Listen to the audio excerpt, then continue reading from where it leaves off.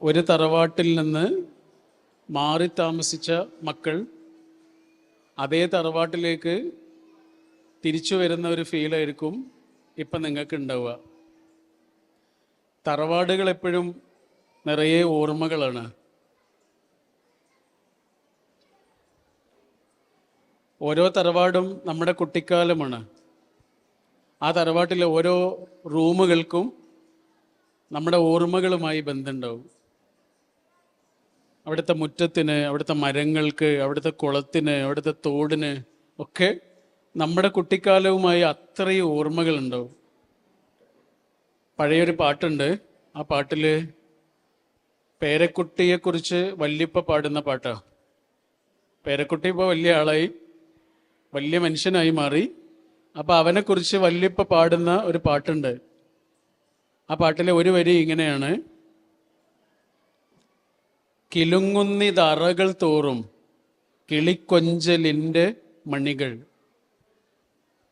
മറന്നില്ല അങ്കണം നിൻ മലർപാദം പെയ്ത പുളകം. കിലുങ്ങുന്നിതറകൾ തോറും, നമ്മുടെ തറവാടിൻ്റെ ഓരോ അറകളിലും നീ സംസാരിക്കാൻ പഠിച്ചപ്പോൾ മുതലുള്ള നിന്റെ വാക്കുകൾ ഇപ്പോഴും അവിടെ കിടക്കുന്നുണ്ട്. നീ സംസാരിക്കാൻ പഠിച്ചു തുടങ്ങിയപ്പോൾ പറഞ്ഞ വാക്കുകൾ നമ്മുടെ തറവാടിൻ്റെ ഓരോ അറകളിലും ഇപ്പോഴും മുഴങ്ങുന്നുണ്ട്. രണ്ടാമത്തെ വരി, മറന്നില്ല അങ്കണം നിൻ മലർപാദം പെയ്ത പുളകം. നമ്മുടെ മുറ്റം, അങ്കണം എന്ന് പറഞ്ഞാൽ മുറ്റം, മറന്നില്ല, നമ്മുടെ മുറ്റം ഒരിക്കലും മറക്കൂല. എന്ത്? മലർപാദം പെയ്ത പുളകം. നടക്കാൻ പഠിച്ചത് മുതലുള്ള നിന്റെ ഓരോ കാൽപ്പാടുകളും, നിന്റെ ആ ചെറിയ കാലുകൊണ്ട് നീ ഇങ്ങനെ നടക്കാൻ പഠിച്ചത് മുതലുള്ള നിന്റെ ഓരോ കാലടിപ്പാടുകളും നമ്മുടെ മുറ്റത്ത് ഇപ്പോഴും ഉണ്ട്. അതിൻ്റെ പുളകമുണ്ട് എന്നാണ് പറയുന്നത്. ഇപ്പം തറവാടുകൾ എന്ന് പറയുന്നത് നമ്മുടെ ഓർമ്മകളാണ്. ഇന്നിപ്പോൾ നിങ്ങളിവിടെ ഒരുമിച്ച് കൂടിയിട്ടുള്ളത് ഒരു ഓഡിറ്റോറിയത്തിലാണെങ്കിലും സത്യത്തിൽ നിങ്ങൾ അന്വേഷിച്ചു വന്നിട്ടുള്ളത് നിങ്ങളുടെ തറവാടിനെയാണ്. നിങ്ങൾ അന്വേഷിച്ചു വന്നിട്ടുള്ളത് നിങ്ങളുടെ ഓർമ്മകൾ നിറഞ്ഞു നിൽക്കുന്ന തറവാടിനെയാണ്. നമ്മുടെ പഴയ ഈ ഹൈന്ദവ തറവാടുകളുണ്ടല്ലോ, ആ തറവാടുകൾക്ക് സാധാരണ വീട് എന്നല്ല പറയാ, ഇല്ലം എന്ന് പറയും. അങ്ങനെ പല വീടുകളുണ്ട്. അതിൽപ്പെട്ട ഒരു പദമാണ്, അവർ പറഞ്ഞിരുന്നൊരു വാക്കാണ് മന എന്ന് പറയും. അല്ലേ? ഇവിടെയൊക്കെ ഉണ്ട് മന. നമ്മുടെ ചങ്ങനംകുളത്ത് നിന്ന് അങ്ങോട്ട് പോകുന്നിടത്തൊക്കെ കുറേ മനകൾ കാണാം. മന എന്നാണ് പറയാ. മനക്കല് വീട് എന്നൊക്കെ പറയൂല. മന എന്നുള്ള വാക്ക് ഒരു വല്ലാത്ത വാക്കാണ്. മന എന്ന് പറയുന്ന സംസ്കൃത വാക്കാണ് കേട്ടോ. മനസ്സല്ല അത്. മനസ്സിന് നമ്മൾ മന എന്ന് പറയാറുണ്ട്, മനക്കണക്ക് എന്നൊക്കെ പറയില്ലേ. ആ മനയല്ല ഇത്. ഈ മന വേറൊരു മനയാ. നിങ്ങൾ ശരിക്കും കേൾക്കണേ. മന എന്ന് പറഞ്ഞാൽ രണ്ട് വാക്കുകളാണ്.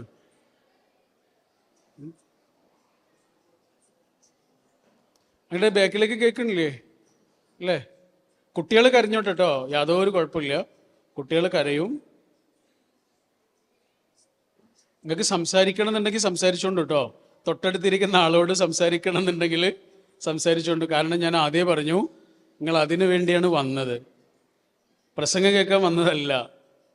അപ്പം നിങ്ങൾ അടുത്തിരിക്കുന്ന ആളോട് സംസാരിക്കണമെങ്കിൽ സംസാരിക്കാം, ഫോണ് വന്നാൽ സംസാരിക്കാം. അതിനൊന്നും ഈ സംസാരം തടസ്സമാകൂല. പക്ഷെ ഇനി പറയണ ഒരു കാര്യമുണ്ടല്ലോ, ഇത് നിങ്ങൾ ശരിക്കും ശ്രദ്ധിക്കണമെന്ന് എനിക്ക് ആഗ്രഹമുണ്ട്. അതുകൊണ്ടാണ് ഇത് കേൾക്കണം എന്നൊക്കെ പറഞ്ഞത്. ഈ ഒരൊറ്റ വാക്കിനെ കുറിച്ചുള്ള കാര്യം നമ്മൾ പറഞ്ഞത്. പഴയ ഹൈന്ദവ വീടുകൾക്ക് അവർ വിളിച്ചിരുന്ന പേര് മന. മന എന്നുള്ളത് സംസ്കൃത വാക്കാണ്. അത് രണ്ട് വാക്കുകളാണ്. ഒന്ന് മാ, ഒന്ന് ന. മാ എന്ന് പറഞ്ഞാൽ ഞാൻ എന്നാണ്. ഞാൻ, മമ്മ എന്നൊക്കെ പറയും. മാ എന്ന് പറഞ്ഞാൽ ഞാൻ. ന എന്ന് പറഞ്ഞാലോ ഇല്ല എന്നാണ്. അപ്പം എന്താണ് അതിൻ്റെ അർത്ഥം? ഞാൻ ഇല്ല. മന എന്ന് പറഞ്ഞാൽ എന്താണ്? എൻ്റെ വീടില്ലേ, ഞാൻ താമസിക്കുന്ന വീട്, അത് മനയാണ് എന്ന് പറഞ്ഞാൽ അവിടെ ഞാനില്ല. ഞാനില്ല എന്ന് പറഞ്ഞാൽ നമ്മളേ ഉള്ളൂ എന്നാണ്. അതാണ്. എനിക്ക് വേണ്ടി മാത്രമായിട്ടുള്ളൊരു ജീവിതമല്ല, ഞാനുമായി ബന്ധപ്പെട്ടുള്ളൊരു 3-4 ആളുകളുണ്ട്, അവർക്ക് കൂടിയുള്ള ജീവിതമാണ് എൻ്റെ ജീവിതം. അതാണ് മന. ഒരു ചെങ്ങല പോലെയാ. ചെങ്ങല വളരെ ശക്തിയുള്ളതാണ്, നല്ല പവർഫുള്ളാണ്, ഒരായുധമാണ്, ഒക്കെയാണ്. ചെങ്ങല എന്ന് പറയുന്ന സാധനം വളരെ ശക്തിയുള്ളതാണ്.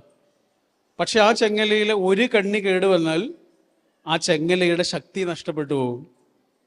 ചെങ്ങല വളരെ ശക്തിയുള്ളതൊക്കെ തന്നെ ആയിരിക്കും, പക്ഷെ ആ ചെങ്ങലയിലെ എല്ലാ കണ്ണികളും കേടുവരണ്ട. ഒരു കണ്ണി കേടുവന്നാൽ മതി, ആ ചെങ്ങലയുടെ ശക്തി കുറയും. ഇതേപോലെയാണ് കുടുംബം. ഒരു സെവൻസ് നടക്കുമ്പോൾ 7 ആളുകളാണ് ഒരു ടീമിൽ ഉണ്ടാവുക. ഒരാൾക്ക് പന്ത് കിട്ടുന്നു, അയാൾ രണ്ടാമത്തെ ആൾക്ക് കൊടുക്കുന്നു, അയാൾ മൂന്നാമത്തെ ആൾക്ക് കൊടുക്കുന്നു, അയാൾ നാലാമത്തെ ആൾക്ക് കൊടുക്കുന്നു. ഗോളടിച്ചത് 6ാമത്തെ ആളായിരിക്കും, അല്ലേ? 6ാമത്തെ ആളായിരിക്കും ഗോൾ അടിച്ചിട്ടുണ്ടാവുക. ആരായിരിക്കും ജയിച്ചിട്ടുണ്ടാവുക? 6ാമത്തെ ആൾ മാത്രമാണോ? ഒരു ടീമാണ് ജയിച്ചത്. ഇതാണ് കുടുംബം. ഞാൻ എൻ്റെ ജീവിതത്തിൽ ചില കുഴികളിലേക്ക് വീഴാതെ ഞാൻ എന്നെ തന്നെ നോക്കുന്നുണ്ടെങ്കിൽ, സൂക്ഷിക്കുന്നുണ്ടെങ്കിൽ, അത് എനിക്ക് വേണ്ടി മാത്രമല്ല, അത് ഞാനുമായി ബന്ധപ്പെട്ട കുറച്ച് മനുഷ്യന്മാരുണ്ട്. അവരുടെ മാനം, അവരുടെ അഭിമാനം, അവരുടെ അന്തസ്സ്, ഇതൊക്കെ ഞാനുമായി ബന്ധപ്പെട്ട് കിടക്കുകയാണ്. കാരണം ഞാൻ എന്ന ഒരു കണ്ണി കേടുവന്നാൽ അത് എന്നെ മാത്രമല്ല ബാധിക്കുന്നത്, ആ ചെങ്ങലയിലെ ഓരോ കണ്ണിയെയും ബാധിക്കുന്നതായി മാറും. പ്രത്യേകിച്ച് നമ്മൾ ജീവിക്കുന്ന കാലം വളരെ അപകടം പിടിച്ച കാലമാണ്. നല്ല വഴുക്കുന്ന വയൽ വരമ്പിലൂടെ നടക്കുന്നത് പോലെ ഒരു കാലമാണ്. മഴക്കാലത്ത് നല്ല വഴുക്കുന്ന വരമ്പിലൂടെ ഒരാളിങ്ങനെ നടക്കുമ്പോൾ എത്ര സൂക്ഷിക്കണോ അതിലേറെ സൂക്ഷിക്കേണ്ട കാലമാണ് നമ്മൾ ജീവിക്കുന്ന കാലം. ദുൽഖർ സൽമാൻ ഒരിക്കൽ അദ്ദേഹത്തിൻ്റെ വാപ്പയെക്കുറിച്ച് പറഞ്ഞൊരു കാര്യമുണ്ട്. ദുൽഖർ സൽമാൻ ആരാണെന്ന് ഇവിടെ ഇരിക്കുന്ന മിക്കവാറും ആളുകളോട് പറയേണ്ട കാര്യം ഉണ്ടാവില്ല. അദ്ദേഹത്തിൻ്റെ വാപ്പ ആരാണ് എന്നും പറയേണ്ട കാര്യം ഉണ്ടാവില്ല. ഈ ദുൽഖർ സൽമാന്റെ വാപ്പ കഴിഞ്ഞ 45 കൊല്ലമായി ചെയ്തുകൊണ്ടിരിക്കുന്ന ജോലി എന്താണ് എന്ന് നമുക്കൊക്കെ അറിയാം. നേരത്തെ പറഞ്ഞതുപോലെ അപകടം പിടിച്ച ഒരു ജോലിയാണ് ചെയ്തുകൊണ്ടിരിക്കുന്നത്. 45 കൊല്ലമായിട്ട് ഒരു മനുഷ്യൻ ചെയ്തുകൊണ്ടിരിക്കുന്ന ജോലി. പക്ഷെ ആ വാപ്പയെക്കുറിച്ച് മകൻ പറഞ്ഞൊരു വാക്കുണ്ട്. എന്താണെന്നറിയോ? വേറെ ഒരാളുടെ മുന്നിൽ തലകുനിക്കേണ്ട ഒരു സാഹചര്യം എൻ്റെ വാപ്പ എനിക്ക് ഉണ്ടാക്കിയിട്ടില്ല. ചെറിയ വാക്കല്ലത്. എൻ്റെ ചങ്ങാതിമാരുടെ മുന്നിൽ, എൻ്റെ കുടുംബക്കാരുടെ മുന്നിൽ, എൻ്റെ നാട്ടുകാരുടെ മുന്നിൽ തലകുനിച്ച് നിൽക്കേണ്ട ഒരു സാഹചര്യം എൻ്റെ വാപ്പ എനിക്ക് ഉണ്ടാക്കിയിട്ടില്ല എന്നുള്ളതാണ് എൻ്റെ വാപ്പ എന്നോട് ചെയ്ത ഏറ്റവും വലിയ കാര്യം. നമ്മൾക്കാണ് മമ്മൂട്ടി, നാട് മുഴുവൻ അറിയുന്ന വലിയ കലാകാരനും വലിയ അവാർഡുകളൊക്കെ കിട്ടിയിട്ടുള്ള ആളാണ്. അതൊക്കെ നമ്മൾക്കാണ്. പക്ഷെ അയാളുടെ മകന്, അയാൾ മമ്മൂട്ടിയൊന്നുമല്ല, വാപ്പ മാത്രമാണ്. ആ വാപ്പയെക്കുറിച്ച് പറയാണ്, വാപ്പ വേറൊരാളുടെ മുന്നിൽ എനിക്ക് തലകുനിക്കേണ്ട ഒരു സാഹചര്യം ഉണ്ടാക്കിയിട്ടില്ല എന്ന്. ചെങ്ങല. ഒരു കണ്ണി കേടുവന്നാൽ ആ കേടുവന്ന കണ്ണിയെ മാത്രമല്ല അത് ബാധിക്കുന്നത്. അതാണ്.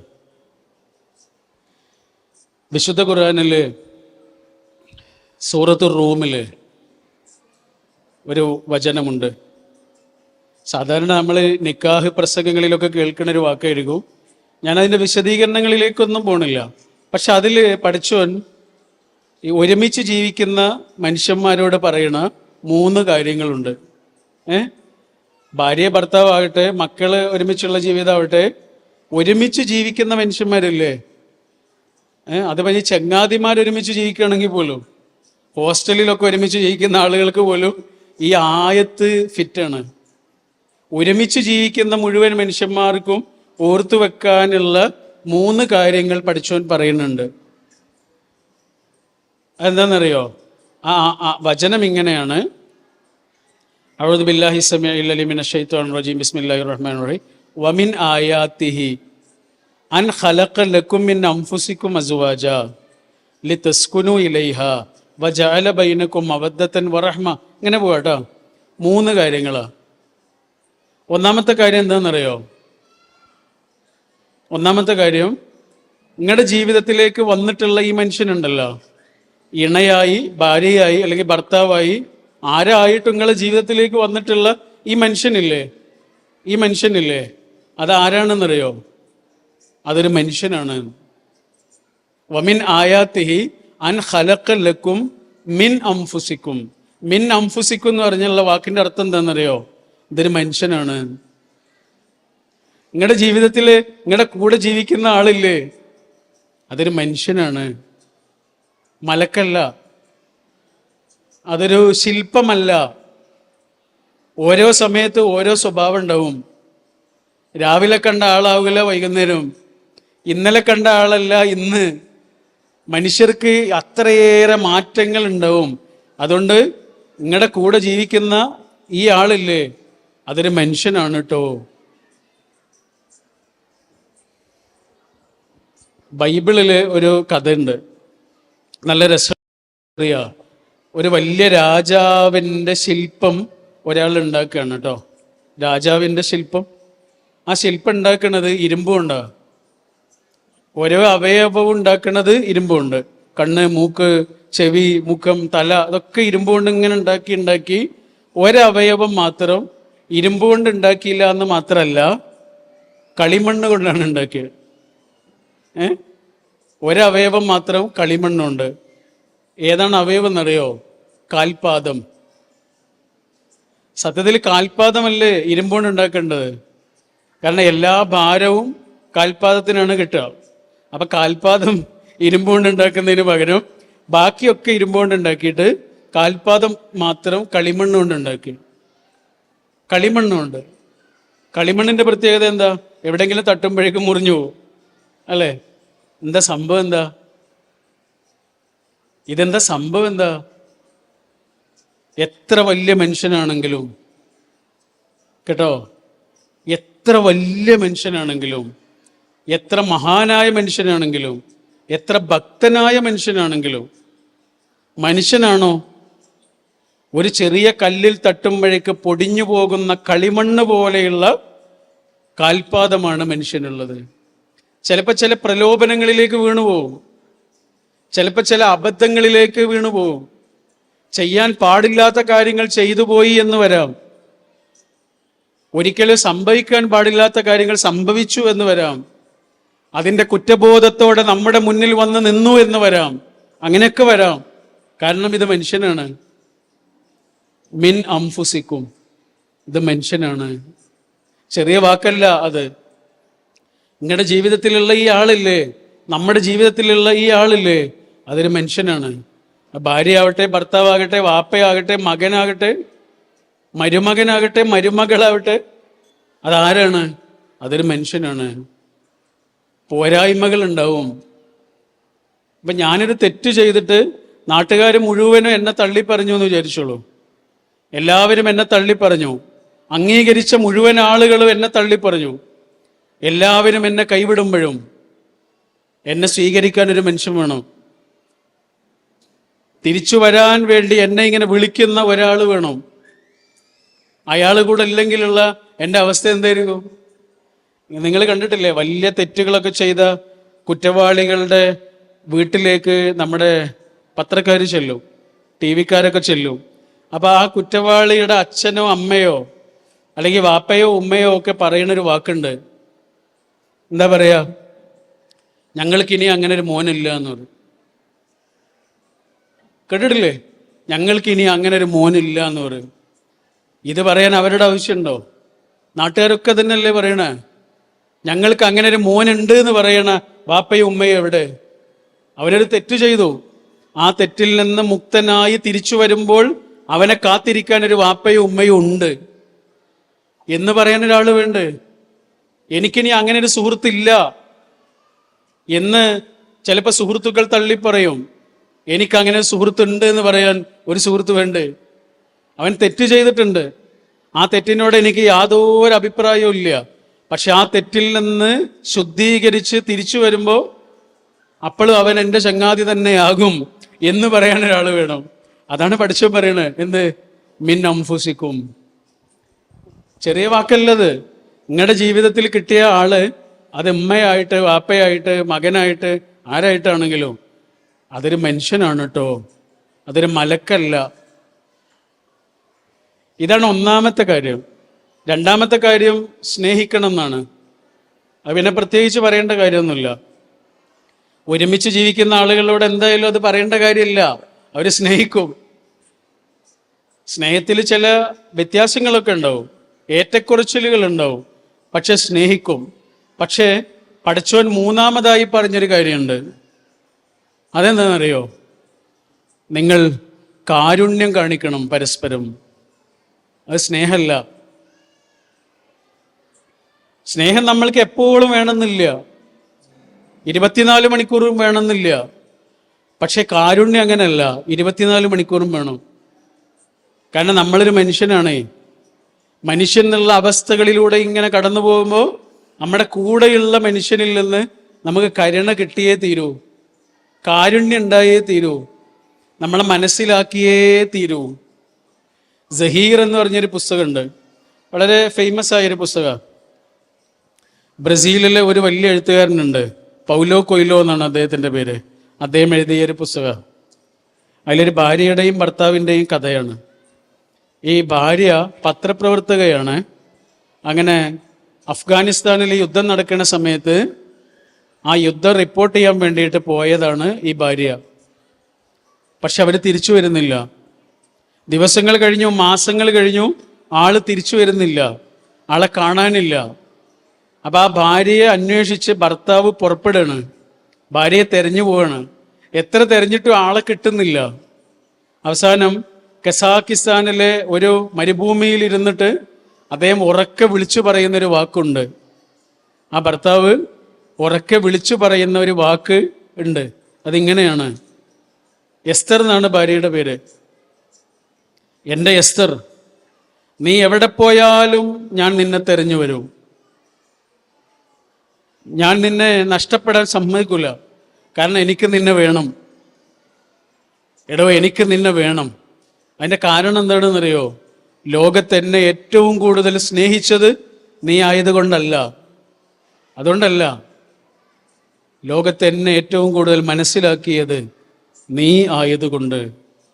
നിന്നെപ്പോലെ എന്നെ മനസ്സിലാക്കിയ വേറൊരാളില്ല, അതുകൊണ്ട് എനിക്ക് നിന്നെ വേണം എന്ന് പറയുന്നുണ്ട്. കാരുണ്യം എന്ന് പറഞ്ഞാൽ എന്താണെന്നറിയോ? ശരിക്കും പറഞ്ഞാൽ ഒരാളെ മനസ്സിലാക്കലാണ്. നമ്മളെ കാരുണ്യത്തിന് അറബിയിൽ എന്താ പറയാ? റഹ്മത്ത് എന്നല്ലേ പറയാ, അല്ലേ? റഹ്മ. ഈ റഹ്മ എന്നുള്ള വാക്കിന് കാരുണ്യം എന്ന് മാത്രമല്ല അർത്ഥമുള്ളത്, വേറൊരു അർത്ഥം കൂടിയുണ്ട്. കേട്ടിട്ടുണ്ടോ അത്? ഗർഭപാത്രം, അല്ലേ? ഗർഭപാത്രം എന്നൊരു അർത്ഥം കൂടിയുണ്ട്. സിലത്തുർ റഹ്മ എന്നൊക്കെ പറയും. ഗർഭപാത്രം, കാരുണ്യം എന്ന അർത്ഥം കിട്ടുന്ന അതേ വാക്കിൻ്റെ മറ്റൊരർത്ഥമാണ് ഗർഭപാത്രം. എന്തെങ്കിലും ബന്ധമുണ്ടോ അത്? ഒരു വാക്കിന് രണ്ടർത്ഥം, കാരുണ്യം, ഗർഭപാത്രം. ഇത് തമ്മിൽ എന്തെങ്കിലും ഒരു ബന്ധമുണ്ടോ? ചെറിയൊരു ബന്ധമുണ്ട്. എന്താണെന്നറിയോ? നമുക്ക് തോന്നിയതാണ് കേട്ടോ, അങ്ങനെ ഉണ്ടോയെന്നൊന്നും അറിയില്ല. ചെറിയൊരു ബന്ധമുണ്ട്. അതെന്താണെന്നറിയോ? ഈ ഗർഭപാത്രം എന്ന് പറയുന്നത് ഒരു പെൺകുട്ടി ജനിക്കുന്നത് മുതൽ അവളുടെ ശരീരത്തിന് അകത്തുള്ള ഒരു ചെറിയ പാത്രമാണ്. ആകെ അതിൻ്റെ വലുപ്പം 3-4 സെൻറ്റിമീറ്ററാണ്. 3-4 സെൻറ്റിമീറ്റർ മാത്രം വലുപ്പമുള്ള ഒരു ചെറിയ പാത്രമാണ്. ഈ പാത്രമാണ് 3-4 കിലോ വലുപ്പമുള്ള ഒരു കുട്ടിക്ക് വേണ്ടി സ്വയം വലുതാകുന്നത്. കാരുണ്യം എന്ന് പറഞ്ഞാൽ എന്താ? ഒരാളെ മനസ്സ് വലുതാകലാണ്. അല്ലാതെ ഒന്നുമല്ലാതെ ഒരാളെ മനസ്സ് വലുതാകലാണ്. അതുകൊണ്ടാണ് ലോകത്തിന് മുഴുവനും കാരുണ്യമായി ഇറക്കിയ ഹബീബായ റസൂൽ സല്ലല്ലാഹു അലൈഹി വസല്ലമയെ കുറിച്ച് പഠിച്ചോൻ പറഞ്ഞത്, അലം നഷ്റഹ് ലക സദ്റക്. എൻ്റെ റസൂലേ, ഞാൻ നിങ്ങൾക്ക് നിങ്ങളുടെ മനസ്സ് വലുതാക്കി തന്നില്ലേ? മനസ്സ് വലുതാകാത്ത ഒരാൾക്ക് മനുഷ്യന്മാർക്ക് മാപ്പ് കൊടുക്കാൻ കഴിയില്ല. അതാണ്, ചെറിയ മനുഷ്യന്മാർക്ക് മാപ്പ് കൊടുക്കാൻ കഴിയില്ല. മാപ്പ് കൊടുക്കാനേ വലിയ മനുഷ്യന്മാരാവണം. ചെറിയ മനുഷ്യന്മാരെന്താ പറയാന്നറിയോ? ഞാൻ മരിച്ചാലും മറക്കൂല എന്നാ പറയാ. വലിയ മനുഷ്യന്മാര് അതൊക്കെ വിട്ടുകളയും. മിക്കവാറും നമ്മുടെ ജീവിതത്തിൽ നമുക്ക് ഒരു സങ്കടം കിട്ടിയിട്ടുണ്ടാവുക നമ്മുടെ കുടുംബത്തിലെ ഒരാളുടെ അടുത്തു നിന്നായിരിക്കും. മിക്കവാറും മനുഷ്യന്മാർക്ക് അത് നമ്മുടെ ഒരു സങ്കടമാണ്. മിക്കവാറും ആളുകളുടെ ജീവിതത്തിലൊരു വലിയ വിഷമം, അല്ലെങ്കിൽ വലിയ ഒരു പറ്റിക്കൽ, വലിയ ഒരു ചെറുപ്പകാലത്തെ ദുരന്തമോ ഉള്ളൊരു ഓർമ്മ, പ്രയാസപ്പെടുത്തുന്ന ഒരു ഓർമ്മയൊക്കെ കിട്ടിയിട്ടുണ്ടാവുക കുടുംബത്തിൽ നിന്ന് തന്നെ ആയിരിക്കും. അതിൻ്റെ ഒരു കാരണം നമ്മൾ ഏറ്റവും കൂടുതൽ ബന്ധപ്പെടുന്നത് കുടുംബത്തിലുള്ള ആളുകളോടാണല്ലോ. അതുകൊണ്ടായിരിക്കാം. എനിക്കൊക്കെ ഉണ്ട് അങ്ങനെ. നമ്മൾ മറക്കൂല അത്. ഈ കുട്ടിക്കാലത്ത് കിട്ടിയൊരു സങ്കടം നമുക്ക് മറക്കൂലല്ലോ. ഇപ്പൊ കിട്ടുന്ന സങ്കടം ചിലപ്പോൾ നമ്മൾ മറക്കും. കുട്ടിക്കാലത്ത് കിട്ടുന്ന സങ്കടങ്ങൾ മറക്കൂല. ഒരു ചെറിയ പുളിഞ്ചെടി ഇങ്ങനെ വളർന്നു വരുമ്പോൾ ഒരു മുട്ടുസൂചി കൊണ്ടൊരു കുത്തു കൊടുത്തു നോക്കൂ. പുളിമരമായാലും ആ കുത്ത് അവിടെ തന്നെ ഉണ്ടാവും അല്ലേ? എന്നാ പുളിമരമായതിനു ശേഷം മുട്ടുസൂചി കൊണ്ട് കുത്തി നോക്കൂ, അതിനൊന്നും പറ്റില്ല. 41 വയസ്സുണ്ട് നിങ്ങളോട് സംസാരിക്കുന്ന ഈ ആൾക്ക്. 41 വയസ്സുള്ള എന്നെ നിങ്ങൾ ഇവിടെ വെച്ച് അപമാനിച്ചു നോക്കൂ, എന്നെ അത് ബാധിക്കൂല. പക്ഷെ 4 വയസ്സുള്ള ഒരു കുട്ടിയെ നിങ്ങൾ അപമാനിച്ചു നോക്കൂ, 40 വയസ്സായാലും ആ ഓർമ്മയെക്കുറിച്ച് പറയും, കരയും. മിക്കവാറും നമ്മുടെ ജീവിതത്തിൽ അങ്ങനെ ഒരു ഓർമ്മ തന്നിട്ടുണ്ടാവുക നമ്മുടെ ബന്ധുക്കളിലോ കുടുംബത്തിലോ ഒക്കെ പെട്ട ഒരാളിൽ നിന്നാവാം. സാധ്യത ഉണ്ട്. അങ്ങനെ ഉണ്ടെങ്കിൽ നമ്മൾ ഓർക്കേണ്ട ഒരു കാര്യമുണ്ട്. അതെന്താണെന്നറിയോ? നമുക്ക് എല്ലാവർക്കും പ്രിയപ്പെട്ട ഒരു പ്രവാചകനാണല്ലോ യൂസുഫ് നബി അലിഹിസ്സലാം. യൂസുഫ് നബിയുടെ ജീവിതത്തിലെ ഏറ്റവും വലിയ സങ്കടം കൊടുത്തതാരാ? ഇക്കാക്കമാരാ ആണല്ലോ. ബാപ്പയ്ക്ക് യൂസുഫിനോടൊരു പ്രത്യേകമായ സ്നേഹമുണ്ട് എന്ന് തോന്നിയ ജ്യേഷ്ഠന്മാര് ചെയ്തത് യൂസുഫിനെ കൊണ്ടുപോയിട്ട് ഒരു പൊട്ടക്കിണറ്റിലേക്ക് എറിഞ്ഞു. ആരും ഉപയോഗിക്കാത്ത ഒരു കിണറ്റിൽ കൊണ്ടുപോയി എറിഞ്ഞു.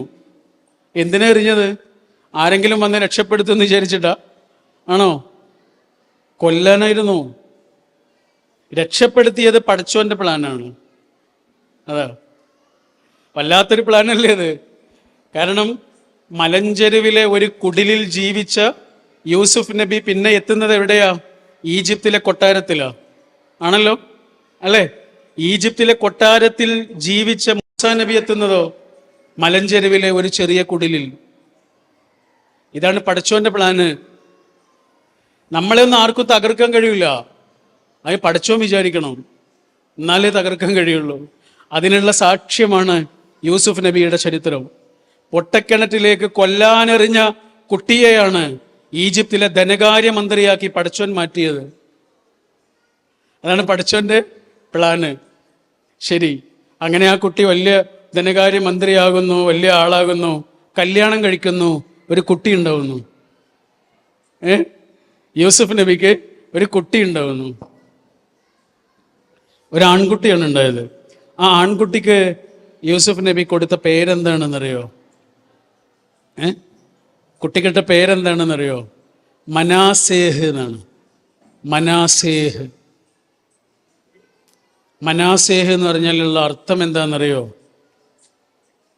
സാരല്ല, പോട്ടെ, എല്ലാം മറക്കുക എന്നാണ്. എന്തിനായിരിക്കും അങ്ങനെ ഒരു പേരിട്ടത്?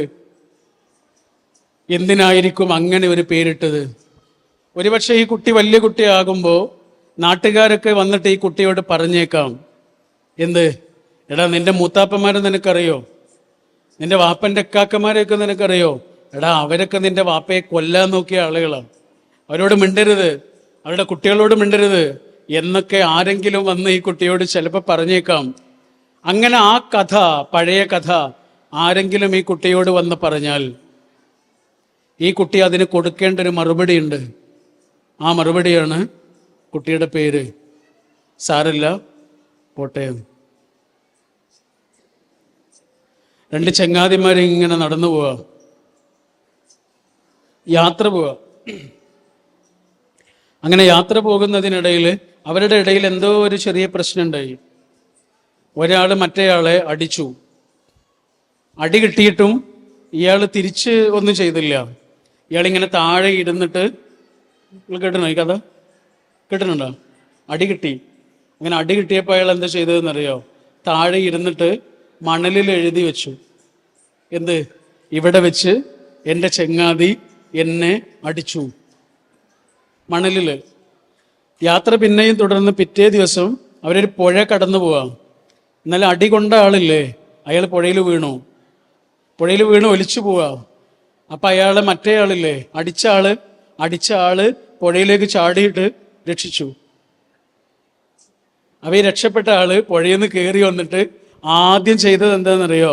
അയാളുടെ ഒരു ബാഗുണ്ട്, ആ ബാഗിൽ കത്തിയുണ്ട്. ആ കത്തി എടുത്തിട്ട് അവിടെയുള്ള പാറയിൽ എഴുതി വെച്ചു. പാറയിൽ ഇങ്ങനെ കഷ്ടപ്പെട്ട് എഴുതി വെച്ചു. എന്ത്? ഇവിടെ വെച്ച് എൻ്റെ ചങ്ങാതി എൻ്റെ ജീവൻ രക്ഷിച്ചു. അപ്പൊ മറ്റേയാൾ ചോദിച്ചു, അതെന്താ അങ്ങനെ? ഇന്നലെ ഞാൻ നിന്നെ അടിച്ചപ്പോ നീ മണലിലാണല്ലോ എഴുതിയത്,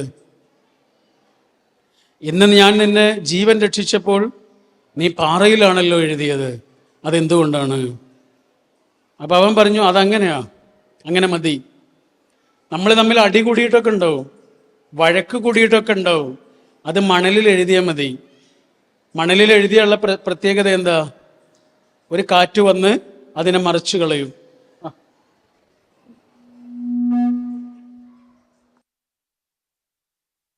മണലിൽ എഴുതിയാൽ ഒരു കാറ്റ് വന്ന് അത് മറിഞ്ഞു പോകും. പിന്നെ ആരെങ്കിലും അതറിയോ?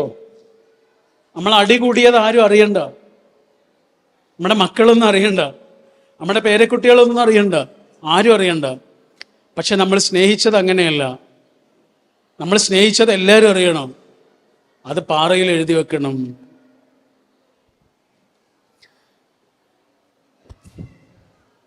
മനുഷ്യന്മാർ മറക്കാത്ത ഒരു കാര്യം ഉണ്ടെങ്കിൽ അത് കാരുണ്യമാണ്.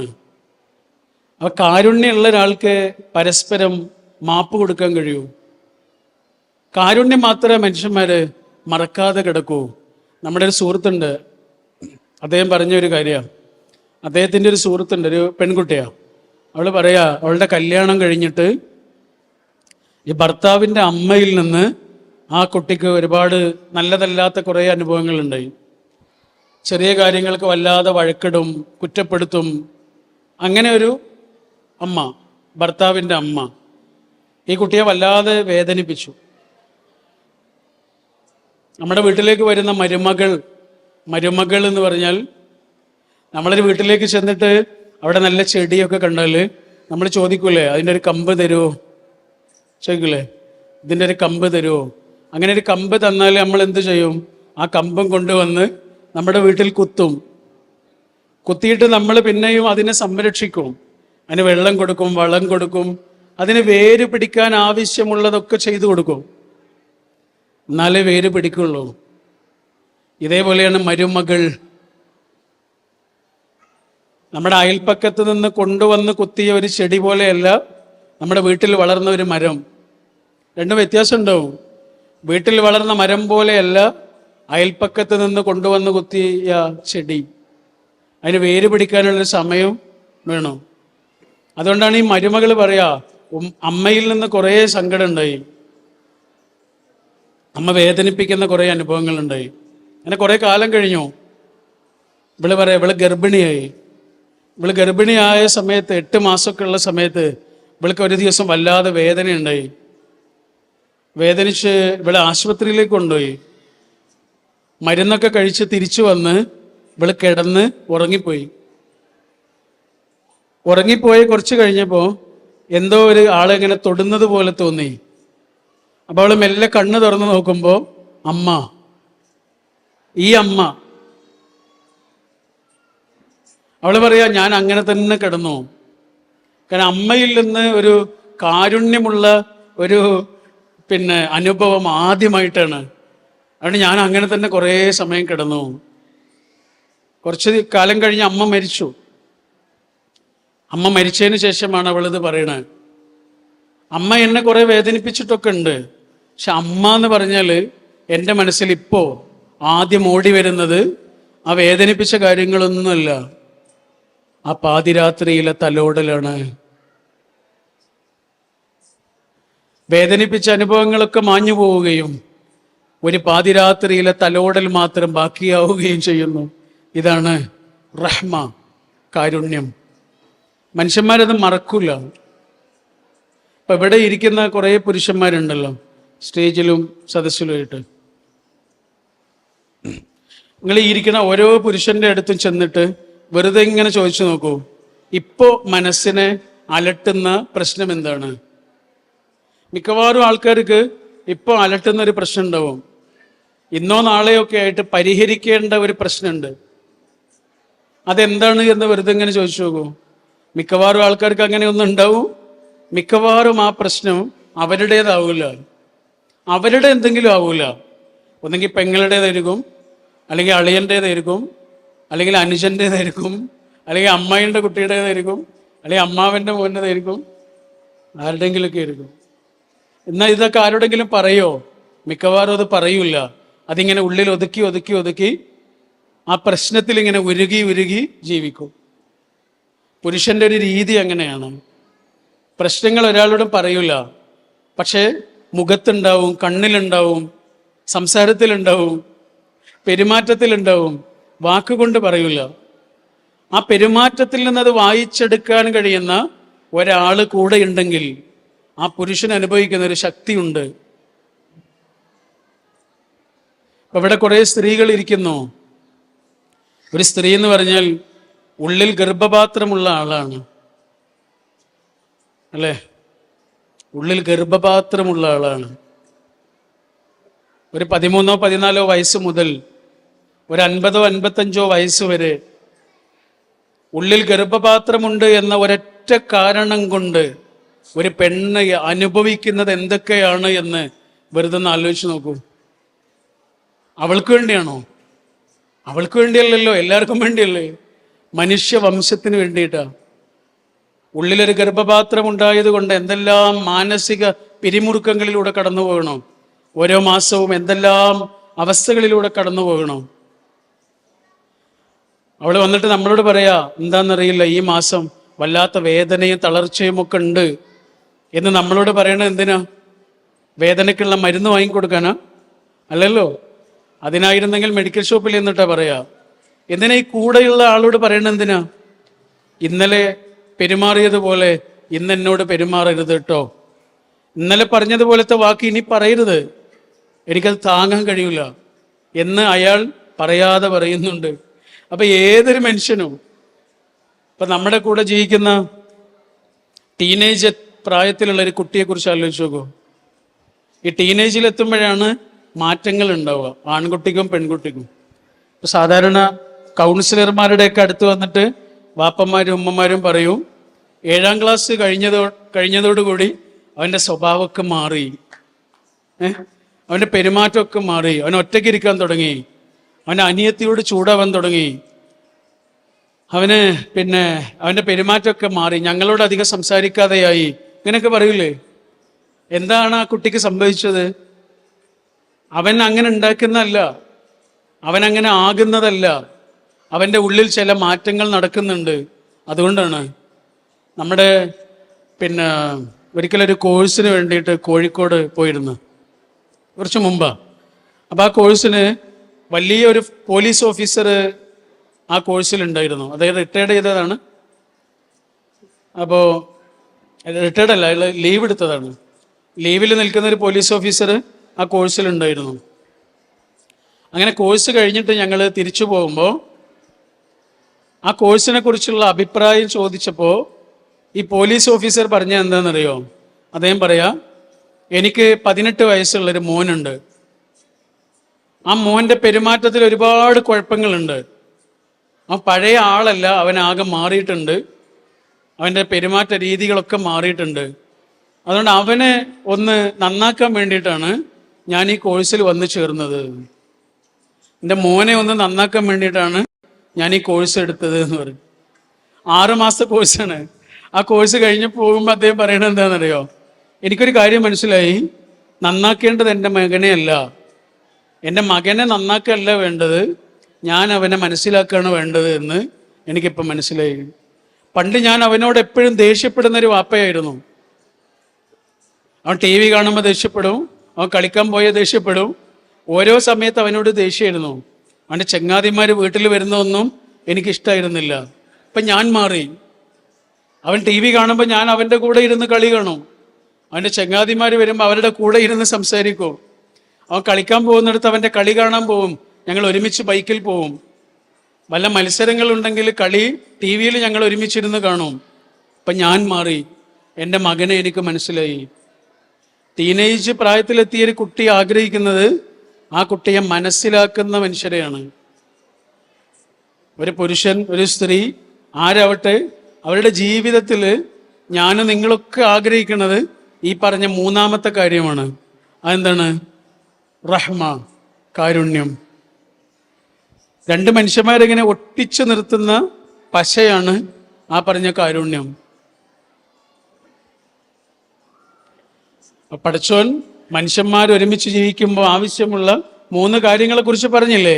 ഈ 3 കാര്യങ്ങൾ മാത്രമാണ് എനിക്ക് നിങ്ങളോട് ഈ സമയത്ത് പങ്കുവെക്കാനുള്ളത്. നിങ്ങളുടെ ഈ പരിപാടിയിൽ പങ്കെടുക്കാൻ കഴിഞ്ഞതിലുള്ള സന്തോഷം രേഖപ്പെടുത്തിക്കൊണ്ട് ഞാൻ എൻ്റെ വാക്കുകൾ അവസാനിപ്പിക്കുന്നു. അവസാനിപ്പിക്കുമ്പോൾ മലയാളത്തിലെ വളരെ പ്രിയപ്പെട്ട ഒരു കവി ഉണ്ടായിരുന്നു. അദ്ദേഹത്തിൻ്റെ പേര് കടമ്മനിട്ട എന്നാണ്. കടമ്മനിട്ട രാമകൃഷ്ണൻ. അദ്ദേഹത്തിൻ്റെ ഒരു വരിയുണ്ട്, ഒരു കവിതയുണ്ട്. ആ കവിത ഇങ്ങനെയാണ്: നിങ്ങൾ ഓർക്കുക നിങ്ങളെങ്ങനെ നിങ്ങളായെന്ന്. ഇത്രയേ ഉള്ളൂ. നിങ്ങൾ ഓർക്കുക നിങ്ങളെങ്ങനെ നിങ്ങളായെന്ന്. നമ്മൾ ഓർക്കുക നമ്മളെങ്ങനെ നമ്മളായെന്ന്. Thank you. അസ്സലാമു അലൈക്കും.